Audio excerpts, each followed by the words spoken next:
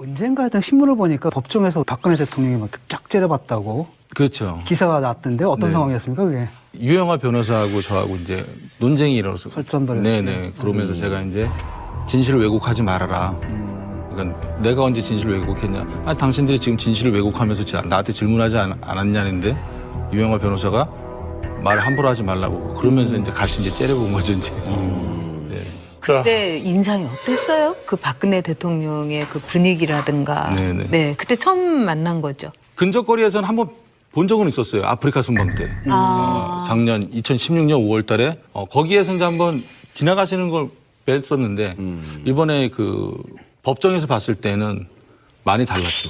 뭐가 제일 달라졌던가요? 그때 스쳐 지나갔을 때 볼 때와 네네. 법정 재판정에서 볼 때하고. 네. 얼굴이 많이 달라지셨어요. 시술 안 받은 것 같아요, 여기서. 확실히 관리를 안 받으시니까 예. 많이 또 이렇게 티가 많이 나더라고요.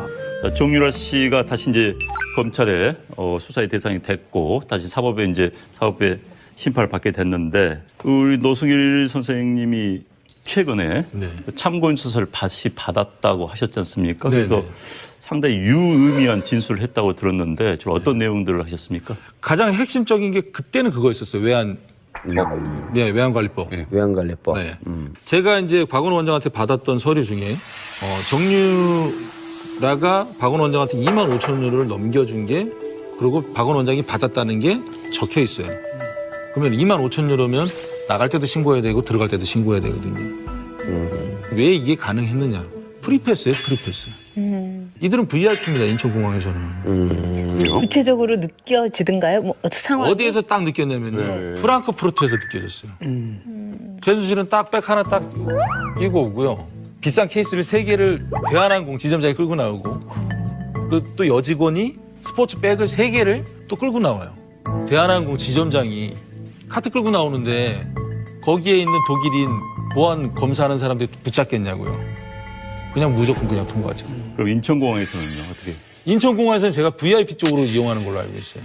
그런 거에 정유라는 굉장히 익숙해 있었겠네요. 그렇죠. 그러니까 본인이 입국할 때 그러잖아요. 뭐 삼성에서 지원해주는 거 이렇게 뉘앙스가 나한테는 특별하지 않다. 그런 지원은 특혜가 아니다. 이런 뉘앙스 같더라고요. 독일에서 3개월 동안 정유라 씨를 만났잖아요. 같이 네. 있었잖아요. 네. 정유라 씨가 삼성과 관련된 발언을 또 뭘 했나요? 삼성과 관련된 발언은 극히 조심했었어요. 아, 정유라도? 네네. 하지만 가장 결정적인 건 이거 같아요. 프랑크푸르트에서 2015년 8월 26일 날 코어스포츠하고 삼성이랑 계약을 하잖아요. 삼성의 박상진 전 사장, 예. 그다음 황성수 전 전무, 그다음 법무팀 변호사 3명이서 박원호 원장이 인솔을 해서 비블리스 마장을 갑니다. 결정적인 건 뭘 보냐면 정유라가 말 타는 시범하는 모습을 보게 됩니다. 정유라는 누가 와서 자기가 말 타는 시범을 볼 것이라는 걸 인지를 하고 있었어요. 거기에다가 제가 삼성에서 오니까 다과를 준비해야 될 거 아니에요. 아하. 테이블을 세팅을 하고 정유라한테 삼성에서 와서 너 말 타는 걸 볼 거니까 너 시범 보여야 된다. 이것까지 제가 얘기했어요. 자기가 준비도 할 테니까. 네. 이게 검찰에서 전화가 와서 제가 이 부분을 설명을 해줬어요. 그랬더니 우리한테 먼저 했어야 되는데. 알겠다 이러는 거예요. 검찰에서는 가장 많이 물어본 게 어떤 부분이었어요? 계속 확인하면서. 가장 핵심적으로 보는 게 말이었었어요. 말. 삼성에서 말을 블라디미르. 어떻게 사주고 이게 실질적으로 정말 삼성에서 빌려준 거냐 아닌 거냐 이렇게 얘기가 나온 거죠. 근데 제가 생각했을 때는 이런 부분도 있을 것 같아요. 헬그 스트란드에서 말을 삽니다. 거진 한 250만 유로 정도 사잖아요. 예. 정유라의 코치가 되려고 했었던 게 그 네덜란드 국가대표 코치였던 사람이 안드레아스 헬그 스트란드였어요. 예. 그 사람이 말을 중개한 거고. 이 사람이 갖고 있었던 업체였던 거예요. 이 사람이 뭐라 했냐면은 비블리스에서 나는 못 가르친다. 나는 모든 시설을 갖추고 있으니까 네가 나한테 와라 그랬거든요. 그게 덴마크 올보르고인 거예요. 올리. 네. 어떤 방법을 사용했을 가능성이 있냐면요. 헬그 스트란드한테 말을 250만 유로 주고 사고 고가의 말이니까 헬그 스트란드가 관리를 맡기는 거예요. 그러면 헬그 스트란드는 매달 관리 비용을 받아야 돼요. 쉽게 표현해서 관리 비용이 4마리에 1,000만 원이면 삼성에서 3,000만 원씩 더 주는 거예요. 차액은? 자, 차액은 헬그스트란드가 차곡차곡 쌓아놓는 거예요. 말을 최순실한테 넘겨줘야 될 거 아니에요. 그러면 삼성에서 말을 판매하겠다라고 얘기를 하면 헬그스트란드는 삼성에서 미리 보내준 이 돈으로 그냥 주는 거예요. 현금 받은 거네요? 네. 말은 사고 판매한 게 서류상으로만 왔다 갔다 한 거지 실질적으로 돈 주고 돈으로 이렇게 왔다 갔다 한 게 아니잖아요. 이 말은 그냥 최순실한테 토스해주면 끝나는 부분이었어요.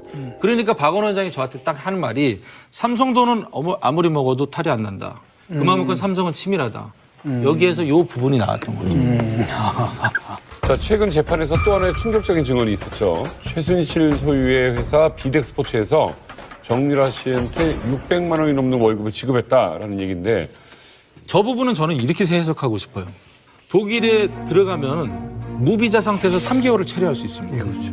근데 내가 어떤 회사를 취직할 것이다 라고 증명만 되면 6개월 임시 비자를 줘요. 근데 그 안에 취직을 해야 돼요.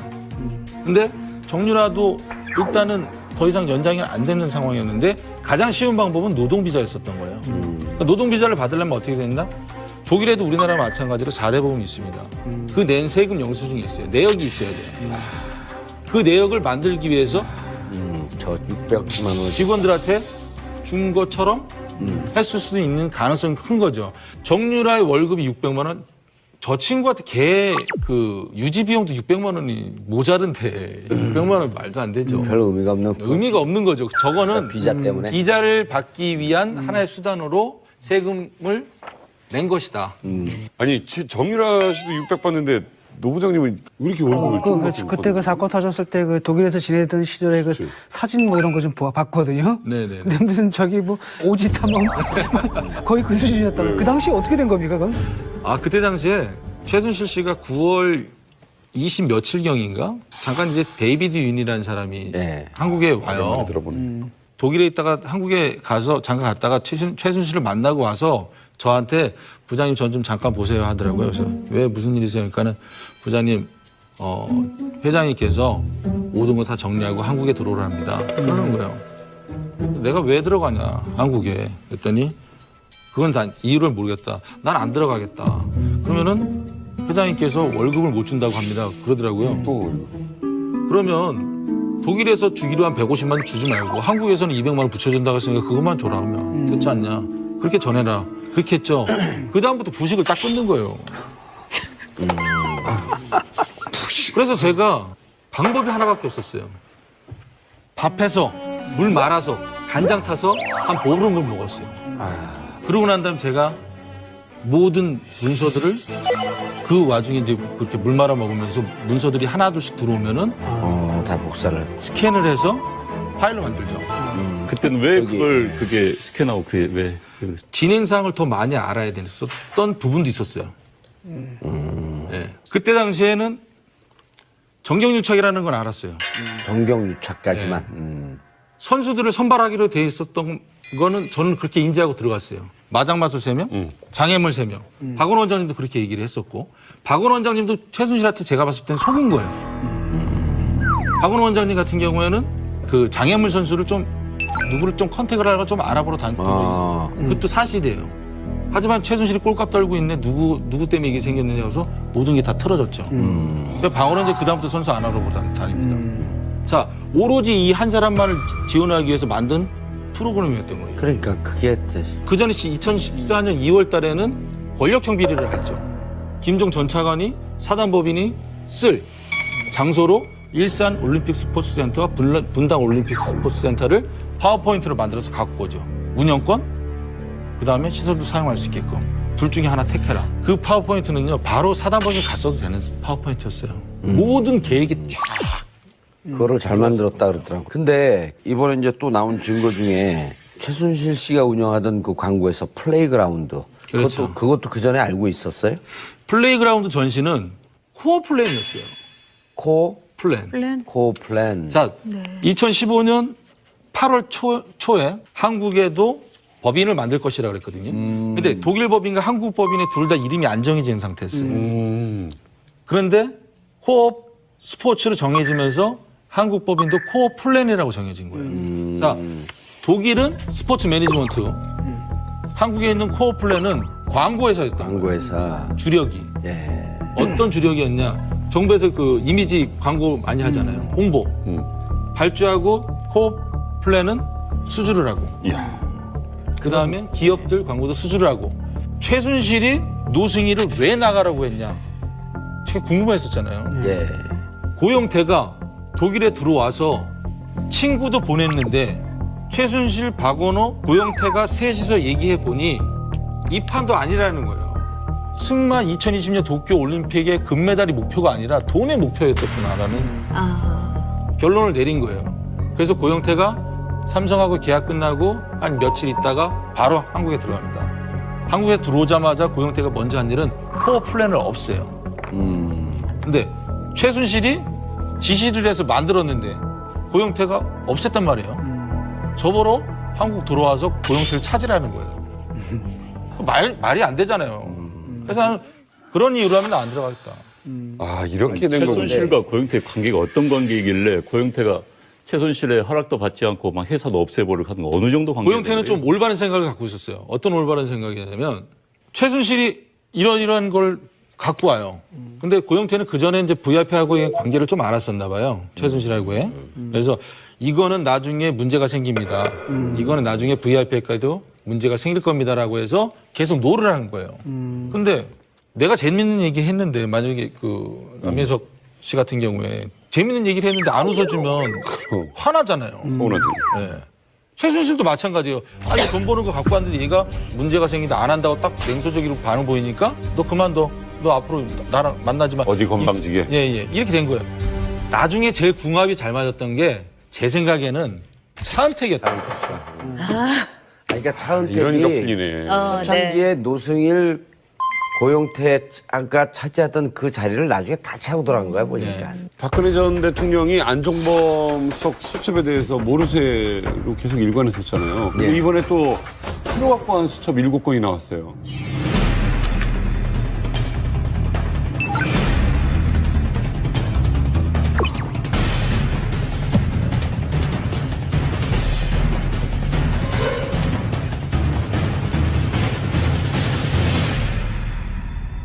아니 근데 궁금한 게요. 뭐 미국의 FBI 국장은 뭐 메모한 게 증거 채택 능력이 있다 뭐 이런 얘기도 하는데 예. 우리나라도 지금 이런 경우에 7건의 수첩이 뇌물죄 결정적 증거가 될 수 있습니까? 뇌물죄가 성립되기 위해서는 박근혜 전 대통령과 최순실 관계 공모 관계를 입증할 수 있는 증거가 있어야 돼요. 근데 지금까지는 공모 관계 공동 지갑을 어떻게 설명을 했었냐면 최순실 박근혜 대통령의 옷값을 내주지 않았냐 이런 것으로 하는데 이게 방증 자료는 가능한데 너무 돌아간 증거야. 근데 이상화 같은 경우는 실질적으로 최순실 독일 금고지기 그다음에 여기 유재경 그 미얀마 대사로 바꿨던 사람 양혜경 이런 등등 사람과 다 연관되어 있는 고대 인맥이거든요.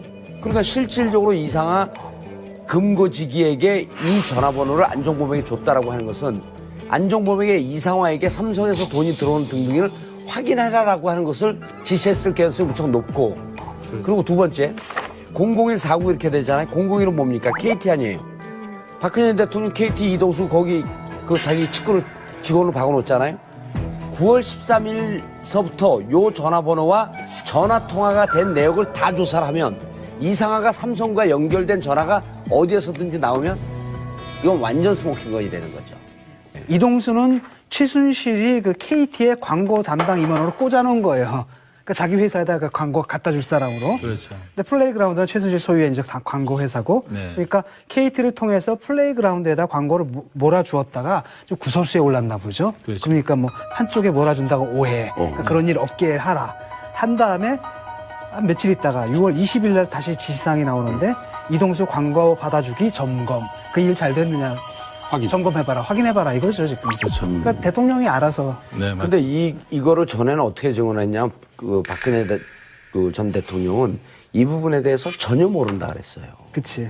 그다음 또 하나는 이제 이 사건과 관련해서 우리가 주목해야 할 사건이 문용표 전 보건복지부 장관하고 홍완선 전 국민연금공단 기금운용본부장이죠. 이분들이 최근에 유죄 판결을 받았어요, 법원에서 2년 6개월 받았는데 일단 이 판결에는 대통령 관련성은 언급이 없어요. 아니, 대통령과 관련시키지 말라고 또 재판부 얘기를 해요. 네. 예. 그러니까 그 없지만은 일단은 뭐냐면 이거는 뭐냐면은 청와대에서 이 장관이나 뭐 이런 사람들 시켜가지고 기금 운영을 기금 시켰다는 운영을 거죠. 시킨 거죠. 그로써 국고에 손실을 초래했고 그로부터 이익을 받은 건 삼성이라는 거예요. 엄청난 이익을 받겠죠. 2천억에. 그러니까 삼성은 거대한 이익을 받고 그런 삼성이 이상화 통해 가지고 돈을 줬고, 그러니까 큰 그림이 나온 거죠. 큰 그림은 나왔는데 이제 이게 삼성물산과 제일모직 M&A 하는 과정 여기에 돈이 잘못 들어갔다는 얘기거든요. 결과적으로는 간접적인 뇌물죄 그다음 삼성의 이 합병 과정을 도와준 이런 부분에 대해서 간접적인 증거 자료는 된 거지. 간접적인 증거 자료 이상이겠죠. 그렇죠. 약간 왜 스탠드 낀 거라고 그러냐면은 봐요. 검찰에서 이 뇌물 수수라든가 또는 부정한 돈의 거래를 할 때 그 수많은 사람인데 차명 계좌를 어떻게 걸러내느냐 하는데 사실 한 군데나 두 군데만 걸르면 금방 그렇죠. 알아낼 수가 있어요. 왜냐하면은 차명 계좌를 생판 모르는 사람한테 부탁하지는 않잖아요. 결국은 사돈의 8촌 정도의 범주란 말이에요. 근데 여기서 박근혜 전 대통령이 이 지점장의 계좌를 주면서 가르쳐 줬다는 건 뭐냐면은 바로 내가 받을 뇌물을 일로 보내라. 그거하고 똑같은 수법인 거예요. 매우 간단한 수법인 거예요. 그러니까 굉장히 심각하죠. 예, 그러니까 뭐 제가 생각할 때는 뭐 지금 박근혜 전 대통령 뇌물죄 관련해서 봤을 때는 삼성물산하고 제일모직이 합병 부분이잖아요. 당시에 외국계 투자자들은 반대를 했어요. 외국계 투자자들이 반대 주주를 모은 거는 최초예요. 우리나라에서. 근데 이 한국에 있는 주주들을 반대주들을 모으다 보니까 국민정음이 어떤 행동을 했냐면 9%에서 11%까지 지분율을 높입니다. 2%를 높인다는 거는 엄청난 거예요. 그렇죠. 예. 그렇죠. 액수로 따지면 네. 엄청난 거죠. 그러면 보건복지부 장관, 그다음에 가장 민감한 시기잖아요. 그러면은 대통령의 지시가 없는 한 이건 될 수도 없는 부분이죠.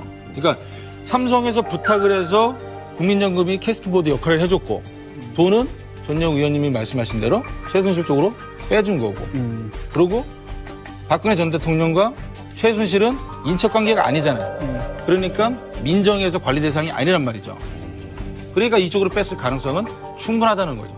그리고 이제 이 상황 같은 경우에 이제 그 독일 부장이죠, 프랑크푸르트 그 하나 외환에는 법인장이었어요. 그 네. 사람이. 최순실이 독일에 머무는 기간은 오면은 한 달이에요. 근데 또 나가면 또 한 달이잖아요. 근데 한 달 동안 돈을 인출하고 뭐하고 또 해야 될 거 아니에요. 근데 금융실명제 우리나라도 본인이 직접 가서 전표에 작성을 하고 본인이 가야지만이 모든 금융거래가 가능하잖아요. 최순실이 가기 전에 이게 전표라고 생각해 보세요. 출금 전표라고. 그럼 최순실이 여기다 사인만 하고 가는 거예요. 수십 장을 사인하고 갑니다. 미리 네. 수십 장을 사인하고 가면 이상화한테 전화를 해요. 어디를 송금해야 된다고. 그럼 이상화가 사인이 됐으니까 이상화가 다 적습니다. 프린트를 만들고. 그 다음에 송금을 하고 보고를 하는 거죠. 이상화가. 그러니까 그게 코스포스 재단에 있는 돈 아니에요. 코스포스에 있는 돈. 예. 그러니까 제가 알기로에는 코스포츠 대표고 대표는 박승관 변호사잖아요. 예, 박승관 변호사. 자, 박승관 변호사 이름으로 계좌가 개설이 될 거 아니에요. 대표니까. 법인 계좌가. 예. 사인은 제가 알기로는 사인은 최순실 사인으로 거래된 걸로 알고 있어요. 그러니까 모든 게 핸들링이 다 가능했던 구조를 다 만들어 놓은 거죠. 지난번 저희 외부자들하고 보이스피싱을 하셨죠. 네네네. 그 당시에 취조하는 것 같아요. 그게 말이에요. 검찰 같아. 괜찮습니다. 저는 적응이 돼 있기 때문에. 익숙하죠. 오늘 오전에 워낙에 많이 다녀서 괜찮습니다. 제가 더 자연스러운 것 같아요. 상황극의 한 장면. 검찰식으로 해보겠습니다. 네. 좀 처음 다시 하겠습니다. 네네네. 검찰에서도 그래요. 지난번 저희 외부자들하고 이 보이스피싱을 하셨죠. 네, 그렇죠. 예. 그때 정동춘 이사장의 행방불명으로 회계단 직원들이 월급을 못 받고 있다 이렇게 이야기를 하셨죠. 네, 맞습니다. 예. 요즘 근황 좀 궁금한데요. 예, 요즘에 그 K스포츠 재단 출근하고 있고요. 대신에 월급은 지금 못 받고 있습니다. 출근을 하는데 월급이 안 나와요? 예, 정동춘 전 이사장님께서 법인 공장에 있는 도장을 갖고 나가셔가지고 일본을 다 바꿔나가지고 저희가 월급을 지금 못 받고 있습니다. 아이고야. 그런데 이제 최근 언론 보도를 보면은 정동춘 이사장이 K 스포츠 재단의 출연금 네. 남아있는 275억 원이 모인 계좌를 네. 인출하려고 시도했다 이런 보도가 나와서 네, 좀 네. 놀랐는데 네. 근데 상식적으로 본다면은 K스포츠 재단은 이미 알려져 있고 은행에서도 특별 관리를 할 것 같은데 네네. 바보가 아닌 이상 인출하러 갔을 것 같지는 않아요. 상식선을 본다면은. 네. 뒷사정이 있습니까? 왜 그랬을까요? 본인이 은행을 찾아갈 때 판결문을 갖고 왔거든요. 그러니까 그게 뭐였냐면은 정동춘 이사장이 2017년 1월 13일 날 이사장이 연임이 안 돼요. 그래서 해임이 된 상황이었고 본인이 나가면서 재단에 머물러야 될 도장, 사용인감을 갖고 나갔어요. 그리고 그 다음날 각 거래은행 찾아가서 비밀번호를 바꿔놓고 또한 다른 은행의 계좌를 개설을 해서 그쪽으로 또 이체도 시켜놓은 것도 있었고 그런 상황에서 저희도 이제 그 사람이 돈을 못 쓰게끔 막아내야 될 거 아니에요. 그래서 저희도 은행에다가 지급 정지를 시켜놨죠. 그래서 양쪽 다 못 쓰게끔 만들어놨어요. 그렇게 되니까 정동춘 이사장이 가처분 신청을 걸어놓은 거죠. 법원에다가. 그 부분이 일단 판결이 정동춘 전 이사장한테 유리하게끔 났어요. 거기에 대해서 저희가 이제 2심을 청구할 수 있고 그런 상황인데 그 판결문을 갖고 은행에 가서 인출을 시도하려고 했는데 은행에서 또 경찰서에 전화했죠. 경찰서에 전화했죠. 근데 정동춘 전 이사장의 해명은 정말 웃지 못할 상황이 된 거예요. 재단에 임금 얘기던데? 네네 재단에 뭐 공과금이 밀려서 그다음 임금이 밀린 상황이기 때문에 그걸 해결해 줘. 근데 먼저 본인이 재단에다가 공과금이 얼마가 밀렸는지 직원들의 급여가 얼마나 밀렸는지를 먼저 확인하고 은행을 갔어야 되는 부분이거든요. 그리고 본인이 그런 좋은 마음이었다면 재단에 내가 이만저만해서 이러니 은행을 가겠다라고 했어야 되는데 몰래 갔거든요. 거기서 발각이 됐는데 구차한 변명을 늘어놓으면서 본인이 더 안 좋아진 상황이 됩니다. 진짜 임금 줄 마음은 몇 프로나 있었을까요? 제로입니다. 근데 그 돈을 개인적으로 쓰는 순간 횡령으로 즉시 세고랑이 차게 될 텐데 바보가 아니서 어떻게 빼낼 수 있을까요, 이거? 그 사람이 그래서 이제 판결문을 갖고 간 거죠. 그러니까 아니, 나는 판결을 빼낸다 하더라도 그 재단은 완전히 그렇죠. 주식의 대상이에요. 경찰도 보고 있는데 거기서 단돈 10원이나 빼내서 개인적으로 넣는 순간 네. 진짜 그 스스로 들어가는 건 마찬가지입니다. 그런데 아니, 쉽게 할 수는 없었을 텐데. 아니 근데 내 생각에는 지금 이제 여기 계신 분들은 전과가 없잖아.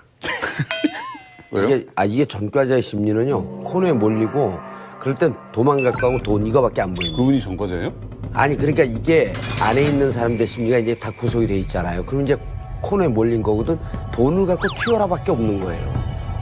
제가 보기에는 이 돈은 이미 눈먼 돈을 모아놨는데 저 몇백억이 어른거리는 거예요 계속. 그래서 저는 본인이 생각을 했든 아니면 제3자가 얘기했든 저는 빼갖고 튀려고 했던 거밖에 없어요. 아니 상식적으로 이렇게 피곤한 일에 연루가 되면 난 그 자리에 빨리 박차고 나가서 근데 자유로움이 되고 최순실 자체가 어떻게 보면은 나랏돈 빼먹는 거를 그 목표로 삼은 거 아니에요. 그런 점에 아니, 있어서는 그러니까 돈을 빼갖고 튀려고 했던 거예요. 내가 보기에는. 그거밖에 길이 없어요. 은에 대해서는 집착이 굉장히 강했던 사람 같아. 근데 이제 최순실이 뭐 이런 뭐 K 스포츠도 만들고 뭐 이것저것 만드는 그런 솜씨를 보면은 거의 전문가의 수완인데 반면에 언행을 보면은 또 정말 대책 없는 그 아줌마 같다는 느낌도 드는 거예요. 아주머니들 중에서도 이 머리가 잘 돌아가는 분이 있는데 이거는 완전히 그냥 내지르는 그런 스타일인데 도대체 어떤 게 진짜 최순실의 얼굴인가요? 모습인가요? 저는 후자 쪽에 이제 내질리는 스타일이 이제 최순실의 스타일이라고 보고요. 오. 최순실이 교묘하다, 정말 똑똑한 거 아니냐 이렇게들 표현하시는데 그 부분은 뭐냐면은 최순실이 갖고 있었던 건 인사권을 갖고 있었잖아요. 그러다 보니까 수석, 장관, 차관 이런 사람들이 더 잘 보이기 위해서는 구조를 다 짜주는 거죠. 이렇게 하면 됩니다. 그러면은 자기가 이렇게 들어보고 괜찮네 그러면 박근혜한테 얘기를 하고 박근혜가 다시 수석들한테 얘기하고 수석이 다시 장관한테 얘기하고 장관이 다시 차관한테 얘기해서 구조를 만들었던 거죠. 노 부장이 보기에 네. 박근혜 전 대통령과 최순실의 공모 관계. 네. 박근혜 대통령 입에서 최순실 금고지기 했던 일개 은행의 부장인데 이상한 전화번호와 이름이 나고 안종범한테 줬단 말이에요. 노 부장님이 그 둘이 이 돈을 빼먹기 위해서 어떻게 되고 정유라 씨 이런 등등 관계를 거의 다 알고 있는 거 아니야. 네. 일단은 제가 이제 그 K스포츠 재단 입사하면서 최순실이 이제 불러요. 예. WK 사무실로. 가서 이제 회의를 해봤더니 이것도 급한이 또 급한인 거예요. 자, 포스코에다가 펜싱 팀하고 배드민턴 팀 만들려고 지시를 했잖아요. 근데 포스코를 갔더니 포스코 사장이 콧방귀를 끼는 거예요. 그래서 와서 최순실이 어떻게 됐냐 그래서 콧방귀 끼던데요. 이렇게 얘기를 하니까 최순실이 보고서를 작성해라. 그 사람이 얘기한 거, 우리가 얘기한 거 그대로 작성을 해라. 그래서 보고서 작성했더니 BH 라인 통해서 올려라. 당시에 그 사무총장님이셨던 분이 안종범 수석하고 계속 연락을 주고받았어요. 아, 이게 안종범 수석한테 전달해 주라는 거구나. 그래서 저는 당시 사무총장한테 줬고 사무총장이 이제 안종범 수석한테 전달을 해줬고. 근데 그 부분은 거기서 이렇게 끝났어요. 안종범 수석이 VIP께는 얘기하지 말아달라. 그 부분은 뭐냐면 최순실이 이 결과물에 대해서 박근혜한테 얘기한다는 걸 안종범은 알고 있었던 거죠. 그러니까 VIP한테 전달하지 말아달라는 거죠. 왜 하필 문화체육부였을까요? 그 그쪽이 거점이. 문화는 체육보다 더 광범위하잖아요. 문화는 엄청납니다. 체육에서 종합형 스포츠 클럽이라는 거는 우리나라에 지금 한 60개소에서 지금 지원을 받는 걸로 알고 있어요. 그게 뭐냐면은 동네마다 스포츠 공간을 만드는 거예요. 그리고 여기에서 선정이 되면 연 3억씩 지원을 해줘요. 3년간. 그러면 컨설팅을 어디서 하겠 WK에서 하는 걸로 돼 있잖아요. 경영 컨설팅은 그냥 해주겠어요? 컨설팅 비용을 받잖아요. 3억 예산 나간 것 중에. 그렇죠. 그게 제 기억으로는 1억씩이었어요. 한 개수당. 제가 알기로에는 이 모델이 2,000개, 2,300개가 목표였었던 걸로 저는 알고 있어요. 2,300억이네 그냥. 예. 그런 아이디어를 어디서 얻었을까요? 그 기획을 김종 차관이 짰다는 거 아니에요? 제 생각에는 김종 차관밖에 없었던 거죠. 아니, 그러니까 김종 차관이 스포츠 상품을 기획하고 프로그램을 기획하는 데는 가장 탁월한 아이디어를 갖고 있었다는 거 아니에요? 네, 그렇다고 하더라고요. 스포츠 마케팅 부분에서는 옛날에 그 저명하시다고 하시더라고요. 최순실 씨가 어찌됐든 뭐 K스포츠 재단을 위해서 돈을 벌려고 했고 네. 뭐 상당수 이제 미수로 끝난 거 아니에요? 그렇죠. 이렇게 됐으니까. 네네. 그럼 최순실 씨가 벌 재산이 얼마 된다고 보세요? 초기에 검찰에서 뭐 돈도 많아 보이지도 않고 그냥 강남에 그냥 사는 아줌마로 보이던데 이러는 거예요. 그래서 그렇지 않다고 저분 건물 지금 갖고 있는 게 금매로 300억이었다고. 그 금매 300억도 정유라가 얘기해 준 거예요, 저한테. 정유라가? 예. 아. 그래서 미슨 빌딩이 금매가 300억이었구나. 근데 최순실 씨가 갖고 있는 건물은 상당히 많거든요. 그러니까 K스포츠 재단, 그 바로 옆에 또 미르잖아요. K스포츠 재단의 앞쪽으로 한 200m 떨어지면 테스테로사예요. 그쪽에 밀집되게 제가 알기로는 최순실 건물이 한 3개 정도는 있는 것 같아요. 저 끝으로 이 자리를 빌려서 정유라 씨나 최순실 씨에게 한마디 한다면 제가 어렸을 때 그 개그맨 김병주 아저씨 지구를 떠나거라 이거 하고 싶습니다. 진짜. 으로 정말 삼성에서 빌려준 거냐 아닌 거냐 이렇게 얘기가 나온 거죠. 근데 제가 생각했을 때는 이런 부분도 있을 것 같아요. 헬그 스트란드에서 말을 삽니다. 거진 한 250만 유로 정도 하잖아요. 예. 정유라의 코치가 되려고 했었던 게 그 네덜란드 국가대표 코치였던 사람이 안드레아스 헬그 스트란드였어요. 예. 그 사람이 말을 중개한 거고. 이 사람이 갖고 있었던 업체였던 거예요. 이 사람이 뭐라 했냐면은 비블리스에서 나는 못 가르친다. 나는 모든 시설을 갖추고 있으니까 네가 나한테 와라 그랬거든요. 그게 덴마크 올보르고인 것 같아요. 올림. 네.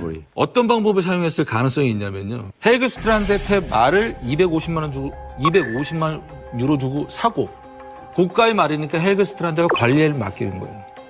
그러면 헬그 스트란드는 매달 관리 비용을 받아야 돼요. 쉽게 표현해서 관리 비용이 4마리에 1,000만 원이면 삼성에서 3,000만 원씩 더 주는 거예요. 차액은 자, 차액은 헬그 스트란드가 차곡차곡 쌓아놓는 거예요. 말을 최순실한테 넘겨줘야 될 거 아니에요. 그러면 삼성에서 말을 판매하겠다라고 얘기를 하면 헬그 스트란드는 삼성에서 미리 보내준 이 돈으로 그냥 주는 거예요. 상금 받은 거네요? 네. 말은 사고 판매한 게 서류상으로만 왔다 갔다 한 거지 실질적으로 돈 주고 돈으로 이렇게 왔다 갔다 한 게 아니잖아요. 이 말은 그냥 최순실한테 토스해주면 끝나는 부분이었어요. 그러니까 박원 원장이 저한테 딱 하는 말이 삼성 돈은 아무리 먹어도 탈이 안 난다. 그만큼 삼성은 치밀하다. 여기에서 이 부분이 나왔던 거죠. 자, 최근 재판에서 또 하나의 충격적인 증언이 있었죠. 최순실 소유의 회사 비덱스포츠에서 정유라 씨한테 600만 원이 넘는 월급을 지급했다라는 얘기인데 저 부분은 저는 이렇게 해석하고 싶어요. 독일에 들어가면 언젠가 하여튼 신문을 보니까 법정에서 박근혜 대통령이 막 쫙 째려봤다고 그렇죠. 기사가 났던데 어떤 네. 상황이었습니까 그게? 유영하 변호사하고 저하고 이제 논쟁이 일어서 설전벌였어요. 네네. 그러면서 제가 이제 진실을 왜곡하지 말아라. 그러니까 내가 언제 진실을 왜곡했냐? 아니 당신들이 지금 진실을 왜곡하면서 나한테 질문하지 않았냐는데 유영하 변호사가 말 함부로 하지 말라고 그러면서 이제 같이 이제 째려본 거죠 이제. 네. 그때 인상이 어땠어요? 그 박근혜 대통령의 그 분위기라든가. 네네. 네, 그때 처음 만난 거죠. 근접거리에서는 한번 본 적은 있었어요. 아프리카 순방 때. 작년 2016년 5월 달에 거기에서 이제 한번 지나가시는 걸 뵀었는데 이번에 그 법정에서 봤을 때는 많이 달랐죠. 뭐가 제일 달라졌던가요? 그때 스쳐 지나갔을 때 볼 때와 네네. 법정 재판정에서 볼 때하고. 네. 얼굴이 많이 달라지셨어요. 시술 안 받은 것 같아요, 여기서. 확실히 관리를 안 받으시니까 예. 많이 또 이렇게 티가 많이 나더라고요. 자, 정유라 씨가 다시 이제 검찰에 수사의 대상이 됐고 다시 사법부의 심판을 받게 됐는데 우리 노승일 선생님이 최근에 네. 참고인 수사를 다시 받았다고 하셨지 않습니까? 네네. 그래서 상당히 유의미한 진술을 했다고 들었는데 주로 어떤 내용들을 하셨습니까? 가장 핵심적인 게 그때는 그거였었어요. 외환관리법. 외환관리법. 네. 제가 이제 박원호 원장한테 받았던 서류 중에 정유라가 박원호 원장한테 2만 5천 유로를 넘겨준 게 그리고 박원호 원장이 받았다는 게 적혀 있어요. 그러면 2만 5천 유로면 나갈 때도 신고해야 되고 들어갈 때도 신고해야 되거든요. 왜 이게 가능했느냐? 프리패스예요, 프리패스. 이들은 VIP입니다, 인천공항에서는. 구체적으로 느껴지던가요? 뭐 상황? 어디에서 딱 느꼈냐면요. 프랑크푸르트에서 느껴졌어요. 최순실은 딱 백 하나 딱 끼고 오고요. 비싼 케이스를 3개를 대한항공 지점장이 끌고 나오고 그 또 여직원이 스포츠 백을 3개를 또 끌고 나와요. 대한항공 지점장이 카트 끌고 나오는데 거기에 있는 독일인 보안 검사하는 사람들이 붙잡겠냐고요. 그냥 무조건 그냥 통과하죠. 그럼 인천공항에서는요 어떻게? 인천공항에서는 제가 VIP 쪽으로 이용하는 걸로 알고 있어요. 그런 거에 정유라는 굉장히 익숙해 있었겠네요. 그렇죠. 그러니까 본인이 입국할 때 그러잖아요. 뭐 삼성에서 지원해주는 거 이렇게 뉘앙스가 나한테는 특별하지 않다. 그런 지원은 특혜가 아니다. 이런 뉘앙스 같더라고요. 독일에서 3개월 동안 정유라 씨를 만났잖아요. 같이 네. 있었잖아요. 네. 정유라 씨가 삼성과 관련된 발언을 또 뭘 했나요? 삼성과 관련된 발언은 극히 조심했었어요. 아, 정유라도? 네네. 하지만 가장 결정적인 건 이거 같아요. 프랑크푸르트에서 2015년 8월 26일 날 코어스포츠하고 삼성이랑 계약을 하잖아요.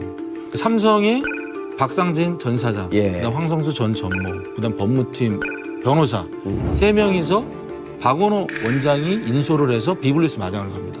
결정적인 건 뭘 보냐면 정유라가 말 타는 시범하는 모습을 보게 됩니다. 정유라는 누가 와서 자기가 말 타는 시범을 볼 것이라는 걸 인지를 하고 있었어요. 거기에다가 제가 삼성에서 오니까 다과를 준비해야 될 거 아니에요.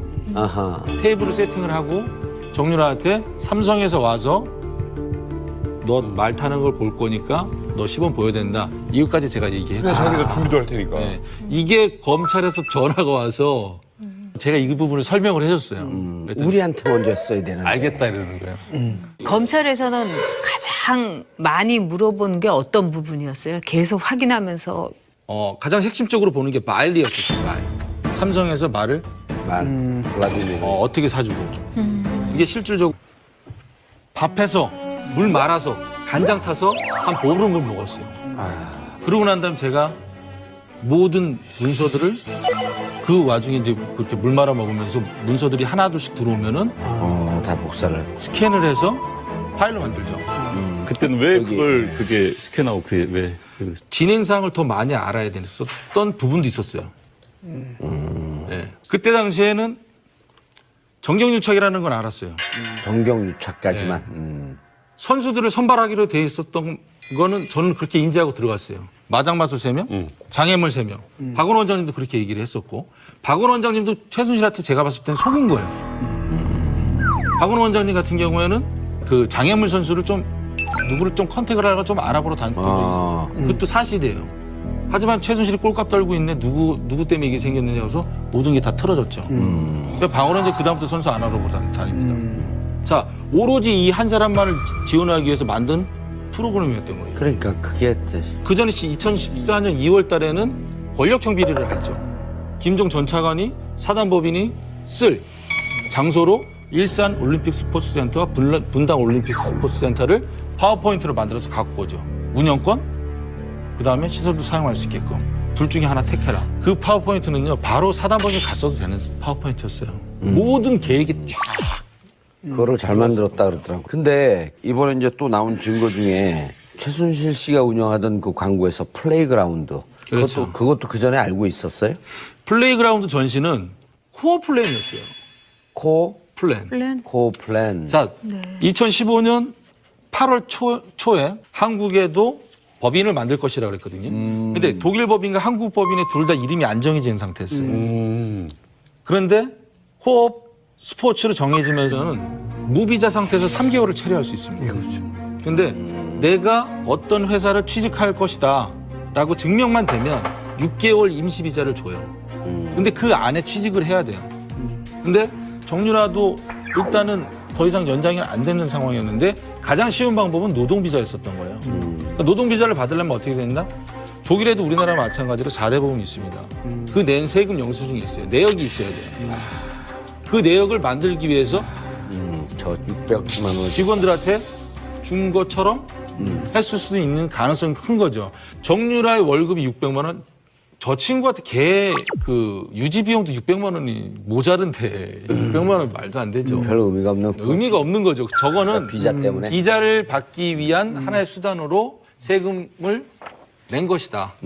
아니 정유라 씨도 600 받는데 노 부장님은 왜 이렇게 월급을 그때 그 사건 터졌을 때 그 독일에서 지내던 시절에 그 사진 뭐 이런 거 좀 봤거든요. 네네. 근데 무슨 저기 뭐 오지 탐험 거의 그 수준이었다고. 그 당시 어떻게 된 겁니까, 그건? 아 그때 당시에 최순실 씨가 9월 20 며칠경인가 잠깐 이제 데이비드 윤이라는 사람이 네. 한국에 와요. 들어보네. 독일에 있다가 한국에 가서 잠깐 갔다가 최순실을 만나고 와서 저한테 부장님 전 좀 잠깐 보세요 하더라고요. 그래서 왜 무슨 일이세요? 그러니까는 부장님 회장님께서 모든 거 다 정리하고 한국에 들어오랍니다. 그러는 거예요. 내가 왜 들어가냐 한국에 그랬더니 그건 다 이유를 모르겠다. 난 안 들어가겠다. 그러면은 회장님께서 월급을 못 준다고 합니다. 그러더라고요. 그러면 독일에서 주기로 한 150만 원 주지 말고 한국에서는 200만 원 붙여준다고 했으니까 그것만 줘라 하면 됐지 않냐. 그렇게 전해라. 그렇게 했죠. 그 다음부터 부식을 딱 끊는 거예요. 그래서 제가 방법이 하나밖에 없었어요.